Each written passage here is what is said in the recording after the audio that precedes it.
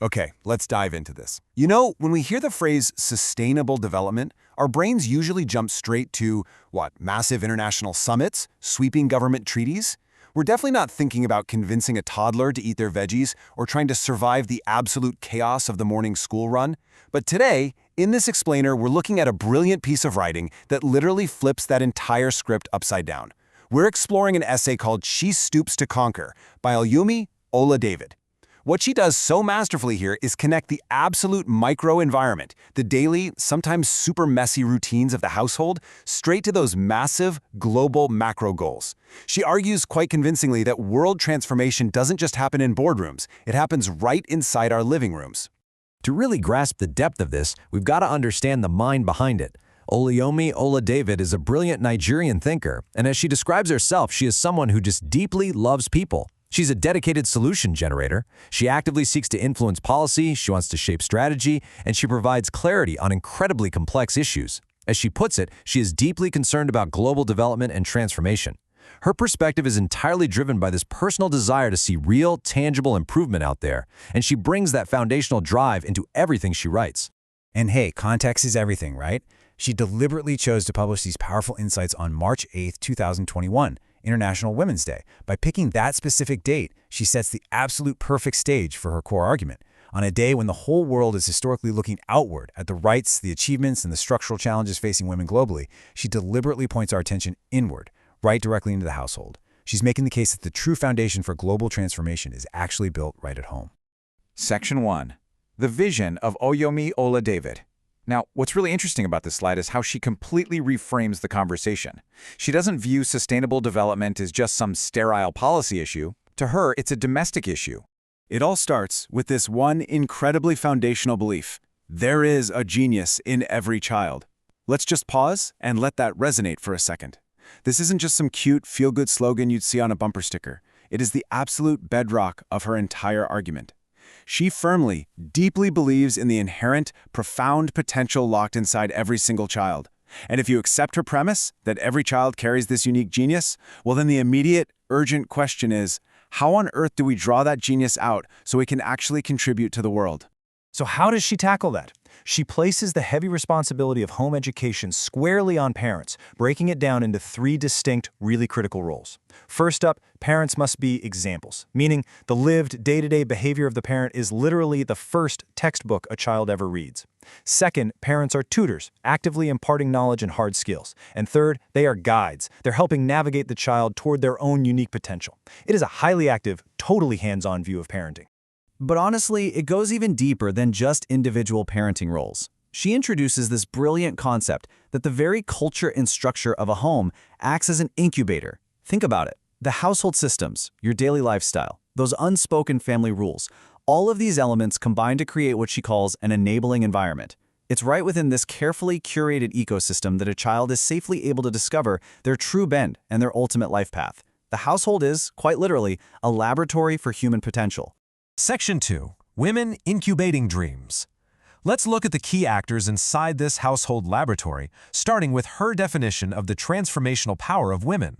Keeping in mind she published this on International Women's Day, she naturally highlights the unique power women hold in this space. She notes that throughout human history, a woman's involvement is deeply, profoundly transformational. Just listen to this beautiful metaphor she writes. That women have a demonstrated capacity to incubate dreams from pupa to butterfly. I love that. It's not just about managing a house or doing chores. It's about nurturing raw, undeveloped potential, that pupa, and fostering it until it can spread its wings and actually fly. She elevates the domestic role of women into this incredible act of profound creation. Section 3. Essential male participation. Now we shift to the other half of the household equation, because she is very clear that male participation is definitely not optional.